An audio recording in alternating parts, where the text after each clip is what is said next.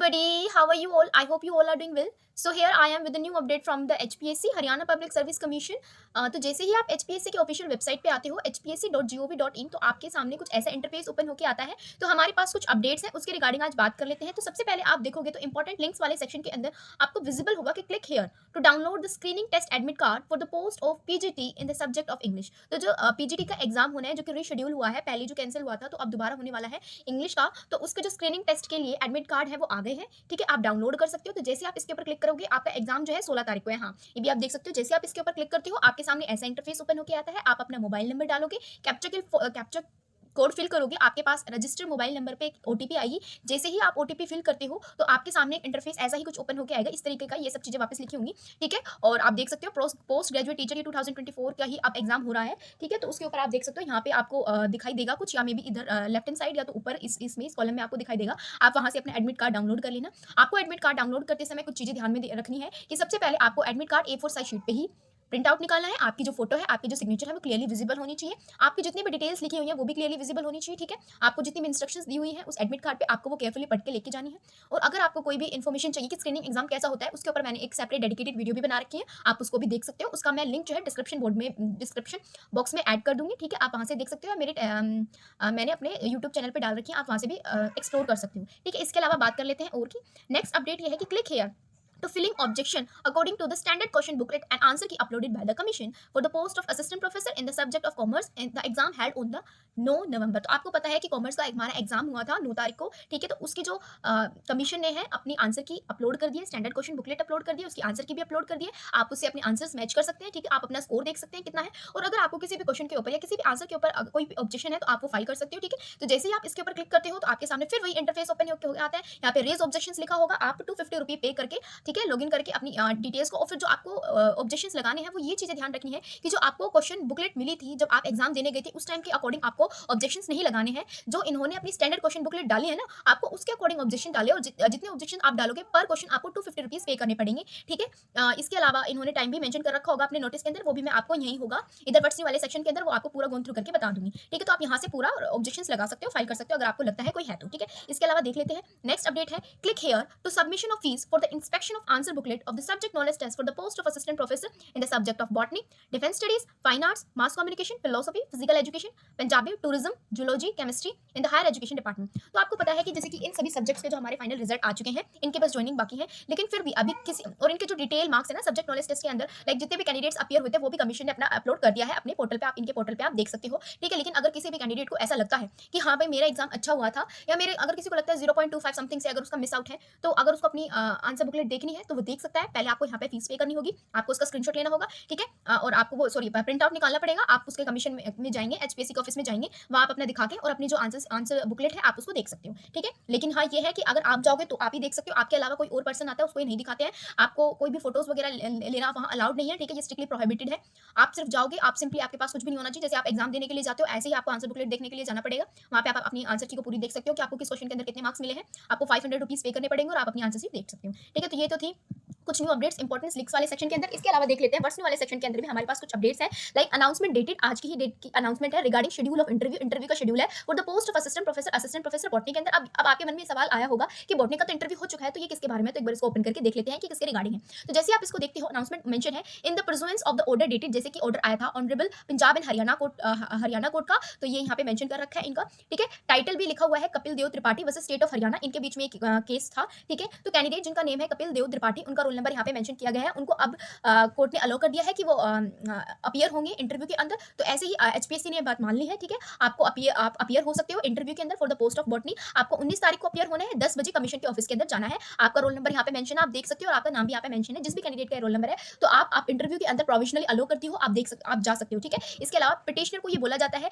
कि उसको अपने सारे डॉक्यूमेंट्स लेके आने पड़ेंगे, जितने भी उसकी एलिजिबिलिटी कंडीशंस है, लाइक एज, उसकी क्वालिफिकेशन, उसका गुड एकेडमिक रिकॉर्ड, उसके जनरल पोस्ट, जैसे कि जनरल के अंदर आपने नेट क्वालिफाई किया हो। ठीक है, इसके अलावा पिटिशनर को ये सारी चीजें लेके जानी पड़ेंगी, और आपका जो इंटरव्यू लेटर है वो सेपरेटली आपकी ईमेल पे सेंड कर दिया होगा। इसके अलावा request for the change of date will not be entertain. आपको जो डेट और टाइम शेड्यूल किया गया है उसी टाइम आपको जाना है, उसी डेट को जाना है आपके लिए। अगर आप रिक्वेस्ट डालते हो कोई भी अलग डेट के लिए आपका इंटरव्यू के लिए, तो वो एक्सेप्टेबल नहीं होगा। ठीक है, आपको इसी डे ही जाना पड़ेगा। तो ये तो था बॉटनी के लिए। इसके अलावा हम देख लेते हैं roll number wise marks dated 11 November को जो एग्जाम हुआ था, all appeared candidate in sorry roll number wise marks dated 11 तारीख की अपडेट है। All appeared candidate in the screening test for the various post held on the 2 November को जो बहुत सारी पोस्ट के लिए स्क्रीनिंग एग्जाम हुआ था, तो उनके लिए जो रोल नंबर वाइज मार्क्स हैं वो डिटेल एचपीएससी ने एनलिस्ट कर दी है। आप जैसे ही इसके ऊपर क्लिक करोगे, आपके सामने कुछ ऐसी पीडीएफ ओपन होकर आती है जिसमें आप देखते हो ये मेंशन किया गया है announcement for the screening test. Screening test हुआ था किसके अंदर? एग्रीकल्चर डेवलपमेंट ऑफिसर के अंदर, असिस्टेंट एनवायरमेंटल इंजीनियरिंग के अंदर, lecturer in the computer engineering के अंदर, lecturer in pharmacy, lecturer in the civil engineering, lecturer in the electrical engineering, lecturer in the mechanical engineering, foreman instructor was conducted by the HPSC Haryana public service commission. किस date को हुआ था? 2 तारीख को हुआ था, 9 बजे से लेकर 11 बजे तक इन सभी का एग्जाम था, स्क्रीनिंग एग्जाम था। ठीक है, जो मार्क्स ऑब्टेन की है कैंडिडेट ने, फाइनल आंसर की अकॉर्डिंग जो उन्होंने डिस्प्ले की थी कमीशन ने अपनी वेबसाइट पे, 233 ऐसी कॉपीज हैं ओएमआर शीट ऐसी हैं जो कि रिजल्ट प्रिपेयर करते टाइम कंसिडरेशन के अंदर नहीं ली गई है। ठीक है, और उनको डिस्प्ले नहीं किया गया है कमीशन की तरफ से। तो आप जैसे स्क्रॉल डाउन करते हो, आप देख सकते हो कब की ये नोटिस है, 11 तारीख का ये नोटिस है। आप जैसे स्क्रॉल डाउन करते हो तो आप देख सकते हो नीचे मेंशन किया गया है कि रोल नंबर वाइज मार्क्स हैं, जितने भी कैंडिडेट्स अपीयर हुए थे, जो ऊपर पोस्ट मेंशन की गई है उसके लिए 2 तारीख को हुआ था 9 बजे से 11 बजे तक। आप देखोगे यहाँ पे रोल नंबर मेंशन है, कैंडिडेट का नेम है, आप अपना नेम और अपने रोल नंबर के अकॉर्डिंग अपने मार्क्स देख सकते हो। आपने आप कौन सी कैटेगरी के हो, like general, OBC, BC, A B C B, और फिर एससी के अंदर ओएससी, डीएससी, और अगर ईडब्ल्यूएस कैटेगरी के हो तो। इसके अलावा आप देख सकते हो नेम ऑफ द पोस्ट, आपने किस पोस्ट के लिए अप्लाई किया था और आपके 100 में से कितने मार्क्स आए। ऐसे ही आप पूरा स्क्रॉल डाउन करके आप अपना देख सकते हो, जहां भी आपका है ऐसे आप अपना मार्क्स चेक कर सकते हो। ठीक है, तो देख लेते हैं नीचे कुछ मेंशन है क्या। हाँ, नीचे कुछ चीजें मेंशन की गई हैं, उसको भी देख लेते हैं। During scanning of the OMR sheet, कुछ ऐसे हैं जिनको डिस्पेंसरी आई थी, उसके लिए उनको कंसिडर नहीं किया गया है। लाइक 62 नंबर ऑफ कॉपीज ऐसी थी जो कैंडिडेट्स ने है जिन्होंने अपना रोल नंबर गलत फिल किया था। 7 कॉपीज ऐसी थी कैंडिडेट की जिन्होंने अपनी बुकलेट सीरीज गलत लिखी थी। 164 कैंडिडेट्स ऐसे थे जिन्होंने 10 क्वेश्चन से ज्यादा डार्क नहीं किए थे, उन्होंने अनअटेम्प्ट छोड़ दिया था। ठीक है, तो उनको भी कंसिडरेशन के अंदर नहीं लेगा। एज यू ऑल नो कि अगर आप 10% से ज्यादा क्वेश्चन को छोड़ते हो तो आप ऑटोमेटिकली डिस्क्वालीफाई हो जाते हो। ठीक है, तो ऐसे टोटल करके 233 नंबर ऑफ कैंडिडेट्स ऐसे हैं जिनको रिजल्ट बनाते टाइम उनको कंसिडर नहीं किया गया है। इसके अलावा नेक्स्ट अपडेट ये है कि क्लिक हियर, आप यहाँ पे देख सकते हो फाइनल आंसर की जो डाली गई है 11 तारीख को, और मास्टर क्वेश्चन बुकलेट जो है स्क्रीनिंग टेस्ट जो हुआ था, जो अभी मैंने पोस्ट मेंशन की है उन सभी के लिए, तो एक स्टैंडर्ड क्वेश्चन बुकलेट और उनकी आंसर की अपलोड कर दी गई है। आप इसको भी देख सकते हो। जैसे आप इसके ऊपर क्लिक करोगे आप देखोगे कि आपके सामने आंसर की पूरी आप देख सकते हो और अपना मैच कर सकते हो। ठीक है, इसके अलावा है हमारे पास रिजेक्टेड ओएमआर शीट। ठीक है, कि किन कैंडिडेट्स को रिजेक्ट किया गया है वो भी आप अपना देख सकते हो कि किन किन को रिजेक्ट किया गया है। ऐसे ही आप पूरा देख सकते हो। इसके ऊपर क्लिक करोगे आपके सामने एक पीडीएफ ओपन होकर आती है, आप उसमें अपना रोल नंबर देख सकते हो, अपना नाम देख सकते हो, और ये भी देख सकते हो कि आपको क्यों डिस्क्वालीफाई किया गया है। ठीक है, इसके अलावा बात कर लेते हैं नेक्स्ट अपडेट की। नेक्स्ट अपडेट हमारे पास ये है, result dated 11/11 of screening test for the post of scientist B in the Haryana state pollution control board. Haryana state pollution control board द्वारा जो एग्जाम कराया गया था उसका जो रिजल्ट है for the post of scientist B screening test, उसका भी रिजल्ट आ गया है। जैसे आप इसके ऊपर क्लिक करते हो आपके सामने ऐसी पीडीएफ ओपन होकर आती है जिसमें मेंशन है रिजल्ट द स्क्रीनिंग टेस्ट। जो स्क्रीनिंग टेस्ट कराया गया था साइंटिस्ट बी की पोस्ट के लिए, जो कि ग्रुप ए की पोस्ट है, Haryana state pollution control board द्वारा कराया गया है। एडवर्टाइजमेंट नंबर मेंशन किया गया है जो कि एचपीएससी ने कराया था, हरियाणा पब्लिक सर्विस कमीशन। 2 तारीख को हुआ था ये एग्जाम भी। जिन भी कैंडिडेट्स के रोल नंबर यहाँ पे मेंशन है उनको क्वालिफाई किया गया है सब्जेक्ट नॉलेज टेस्ट के लिए प्रोविजनली, और उनकी सारी एलिजिबिलिटी कंडीशंस को देखते हुए, ठीक है, उनको वो फुलफिल कर रहे हैं, इसलिए उनको क्वालिफाई किया गया सब्जेक्ट नॉलेज टेस्ट के लिए। यानी स्क्रीनिंग टेस्ट क्लियर करके आप सब्जेक्ट नॉलेज टेस्ट के अंदर अपीयर हो सकते हो, जिन भी कैंडिडेट्स के रोल नंबर यहाँ पे मेंशन किए गए हैं। वही नोट्स के अंदर सारी चीजें मेंशन की गई है कि अगर कोई कोई एरर होगा तो उसको रूल आउट कर देंगे लेटर स्टेज पे। 12 कैंडिडेट्स ऐसे हैं जिनका रोल नंबर मेंशन किया गया है, वो अदर कैटेगरीज के थे, यानी जनरल कैटेगरी के ना होकर वो रिजर्व कैंडिडेट थे, लेकिन उनको जो पोस्ट है जनरल कैटेगरी की दी गई है, क्योंकि या तो उनके मार्क्स जनरल के जितने हैं या जनरल की पोस्ट से जनरल के मार्क्स से ज्यादा है, इसलिए उनको जनरल की पोस्ट दी गई है। इसके अलावा आपका सब्जेक्ट नॉलेज टेस्ट की जो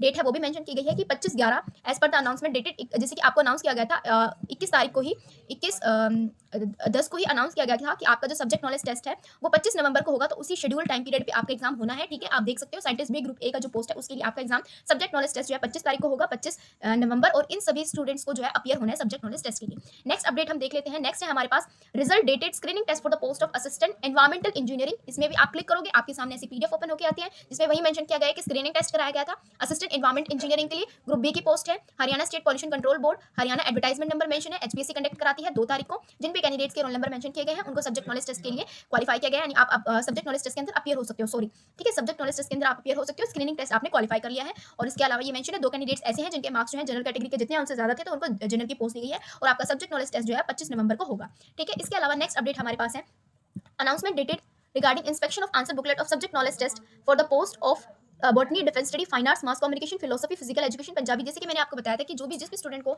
ऐसा लगता है कि उसको अपनी आंसर बुकलेट जो है चेक करनी है, तो इंस्पेक्शन के लिए वो जा सकता है। उसका नोटिस इन्होंने पूरा डिटेल में समझाया कि क्या प्रोसेस है। तो जिन भी सब्जेक्ट्स का लाइक फाइनल रिजल्ट आ चुका है, हमको पता है कि हमारा botany, defence studies, fine arts, mass communication, philosophy, physical education, Punjabi, tourism, zoology, chemistry, इन सभी का रिजल्ट आ चुका है और ऑलमोस्ट इनका फाइनल रिजल्ट आ चुका है, बस ज्वाइनिंग बाकी है। तो इनके जो कुछ कैंडिडेट्स है, अगर उनको डाउट होता है अपनी आंसर बुकलेट को चेक करना है, इंस्पेक्ट करना है, तो वो देख सकते हैं। ठीक है, सभी कैंडिडेट्स को जिन भी एग्जाम जिन भी सब्जेक्ट्स का ऊपर मेंशन किया गया है, कमीशन जो है आपको अलो कर रहा है कि आप इंस्पेक्शन के लिए, इवैल्यूएशन के लिए अपनी आंसर बुकलेट के सब्जेक्ट नॉलेज टेस्ट के लिए आ सकते हो। ठीक है, all the candidates who want to inspect, जो भी कैंडिडेट अपनी आंसर बुकलेट को इंस्पेक्ट करना चाहता है, सब्जेक्ट नॉलेज टेस्ट जो दिया था, would have to login in their account. सबसे पहले आपको क्या करना पड़ेगा, आपको लॉगिन करना पड़ेगा अपने अकाउंट के अंदर, अपने रजिस्टर मोबाइल नंबर के थ्रू। जैसे ये जो लिंक है यहाँ पे मेंशन कर रखा है, मैंने आपको दिखाया था। Let me check. ओके, यहाँ पे आप जाओगे, आप अपना लॉगिन करोगे। ठीक है, फिर देख लेते हैं। लॉगिन जैसे आप करते हो, अपना रजिस्टर मोबाइल नंबर आपको डालना है, अपना कैप्चा कोड फिल करोगे, आपके पास एक ओटीपी आएगा और वहां से आप अप्लाई कर सकते हो। ठीक है, जो लिंक होगा वो अवेलेबल होगा 12 तारीख से 14 तारीख तक।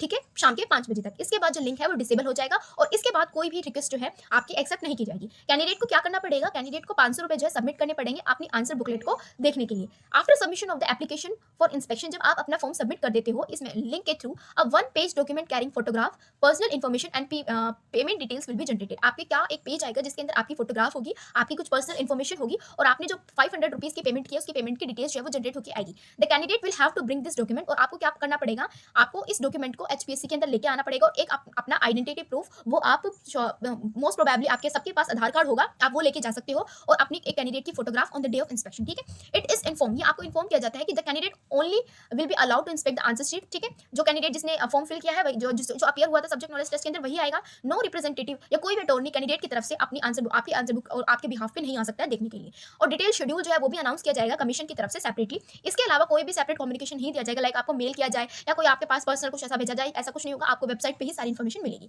ठीक है, therefore the candidate who apply for the inspection who are advised to visit the, इसलिए आपको एडवाइस किया जाता है कि आप अपनी जो वेबसाइट है, हमारी कमीशन की जो वेबसाइट है, उसको विजिट करते रहे regularly. Payment once paid will not be refunded, अगर आपने एक बार पेमेंट कर दी तो आपको वो रिफंड भी नहीं मिलेगी। On the day of inspection आपको क्या चीजें ध्यान रखनी है इंस्पेक्शन वाले दिन, कि candidate will require to go through the biometric attendance, आपकी अटेंडेंस होगी biometric. They will not be allowed to carry, आपको कोई भी चीज ऐसी नहीं लेके जानी है, लाइक आप ना पेन लेके जा सकते हो, ना पेंसिल लेके जा सकते हो, ना कोई मोबाइल फोन लेके जा सकते हो, ना ऐसा कोई भी इलेक्ट्रॉनिक डिवाइस आप नहीं लेके जा सकते हो जिस दिन आप अपनी आंसर शीट को देखने के लिए जाओगे।